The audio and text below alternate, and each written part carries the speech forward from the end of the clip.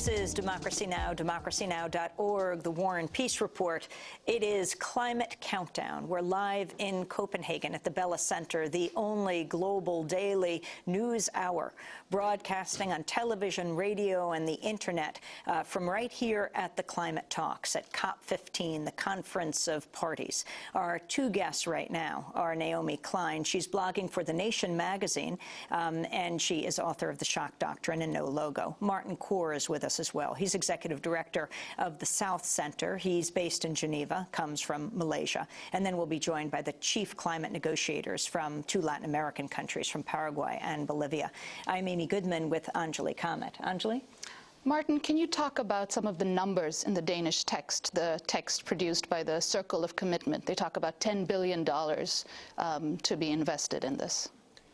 $10 billion for developing countries to take all these actions to prevent climate change and to tackle the effects of climate change is too minuscule. You know, the United Nations recently... That's $10 billion a year? $10 billion a year. But the UN estimated that we require at least $500 to $600 billion a year, and a new study in London shows that you need at least $500 billion a year. In fact, in my estimation, we need at least 2% of the GNP of the rich countries, and that's about $800 billion a year. What does it pay for? You see, you have to allow the developing countries to continue their economic growth and at the same time to reduce their emissions. The only way in which they can do this is if we have massive transfers of finance and technology, you know, not for luxuries, but simply to get food production and housing and, you know, to build the seawalls and so on. If this amount of money does not come, then the developing countries are sunk or frightened by climate change. And they won't be able to take their own actions in terms of changing their technology in transportation, in energy, in industry, and so on. I think one of the things that's so important about this is that everybody we all have a vested interest in this. It's not, first of all, it's not charity. It is based on the principle that the polluter pays, that the rich world created the climate crisis. So it isn't a handout. But in addition to it not being a handout, as Martin says, everybody in the world has an interest in helping the developing world to leapfrog over fossil fuels and develop using cleaner but more expensive technologies, more expensive upfront, because the technologies are expensive at the start. Eventually, they actually become cheaper than fossil fuels, but there is a heavy upfront cost, and that's what these numbers would be covering in part. And can you talk a little bit about the issues around the transfer of technology and how it ties into trade agreements and intellectual property rights? Well, the thing is that technology will be required if we are to change from, you know, the old patterns of energy in developing countries, and that causes trillions of dollars of cash, you know, and then all the machines in the industries, all the motor cars that are outmoded and so on, they have to be totally refitted and rechanged. But for us to be able to obtain the technology to do this, it has to be at the cheapest possible cost, because each dollar of technology that we have must be able to do 5 times the work because it's 5 times cheaper. And so we come to this issue of intellectual property rights. When intellectual property rights attached to a technology becomes a barrier to its transfer, because it increases the cost and it prevents developing countries from making the same technologies, then we have to overcome this barrier in order to have the greater international global good. And this is one of the issues being discussed here. Unfortunately, the developed countries seem to want to maintain their total control over intellectual property, which means technological dominance over such a crucial area as climate change. But the talks are still going on, and we hope that the United States in particular will relax their very rigid stand that we will have business as usual on intellectual property, whilst we ask you not to have business as usual in terms of your pattern of development.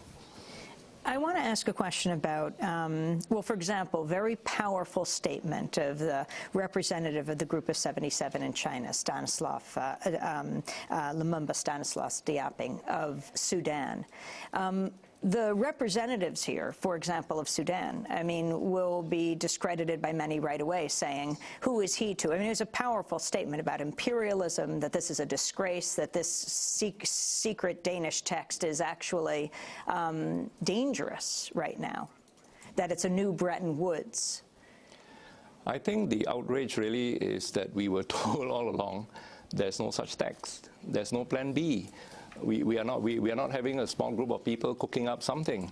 So when it is revealed by a newspaper that indeed there is a plan B, you know, and that a few people have been looking at it, then those who are excluded feel very discouraged, because this is the United Nations. It's a very democratic forum. People put forward their proposals. We fight and quarrel, but at the end of the day, we reach an agreement. So I think the feeling is that there should not have been an exclusive group. Right. And if there is a plan to come out with a short version of a declaration, then each region should have been asked to have a representative, and that we thresh it out together. But that issue of the human rights abusers being the spokespeople, like the country of Sudan. Well, Sudan does not speak for itself in terms of the Group of 77. It is there to represent the entire group. This is an association of developing countries. And what he says is to represent the feelings of the 130 countries of the Group of 77. So he has that mandate to represent the views of these countries. It is not his personal view. I think it is really important, though, Amy, that you raise it, because we have to understand that this is part of a pattern, that whenever things happen at the UN that the US and other powerful players don't like, the strategy in order to discredit the policies, no matter how many developing countries back it, is to single out a couple of governments with well-earned bad reputations and say, well, we don't need to be, if we think about the Durban II conference, for instance, the Durban Review Conference, what was the line? It was, we don't want to hear about racism from Libya and Sudan, never mind that there were 18 countries that were on the planning committee. So this will be, I think, one of the lines of attack against the fact that the Africa group, as well as the G77, has been very, very strong throughout these negotiations. And we talked about it before, about how the African group negotiating bloc walked out of the negotiations in Barcelona. So you know, when you start to lose political ground, you start to take other lines of attack, and this is certainly going to be one of them. The other one is to claim that there's no big deal about this text. Everyone knew about it. That's also not true. I interviewed Bernadita Smuller, who's from the Philippines and is really the chief negotiator for the G77. She said that this was the first time that she had heard of the text was when she read about it in The Guardian. And she also said that she's been part of these negotiations since 1988 and that she's never seen anything like this. So this is quite unprecedented. And these attempts to downplay it are once again, you know, political lines because they got caught. President Obama will be getting the Nobel Peace Prize in Oslo tomorrow. He will be addressing the escalation of war in Afghanistan, receiving the Peace Prize as he announces the escalation of war. Naomi Klein, your response to this and how the United States fits into this Danish text and President Obama coming here next week, agreeing to come at the end, not at the beginning. Well, you know, on the one hand, it's encouraging that he's coming at the end.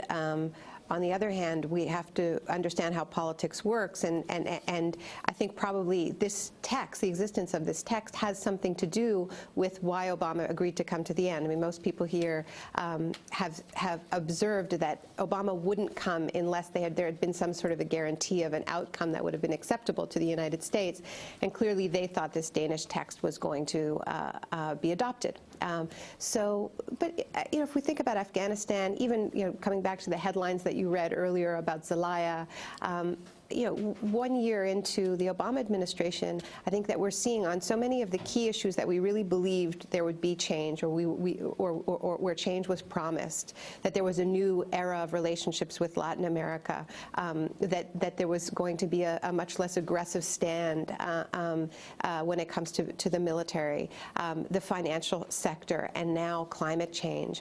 We're seeing some a series of very profound betrayals. And this is one piece of it, but a major piece of it. Martin Khor, on that same issue. I think that the U.S. has a positive role to play in the climate negotiations, which it has yet to play, by allowing those countries who are in the Kyoto Protocol, and that's all the developed countries except the US, to remain there and to take their commitments there and to take high commitments there to reduce their emissions by at least 40%. And the United States, even if it does not want to join the protocol for whatever reason, can take a similar commitment inside the convention, because the US is a member of that convention, and do a similar commitment, do a similar cut. Now, the reverse is happening, as we have seen in the Danish text, that those developed countries in the Kyoto Protocol with high commitments are on the verge of jumping ship to join the United States, where the US is not willing to commit to an international treaty at the moment, and is giving a very low commitment figure of reducing its emissions by about 4% between 1990 and 2020. When the science says that we have to do it by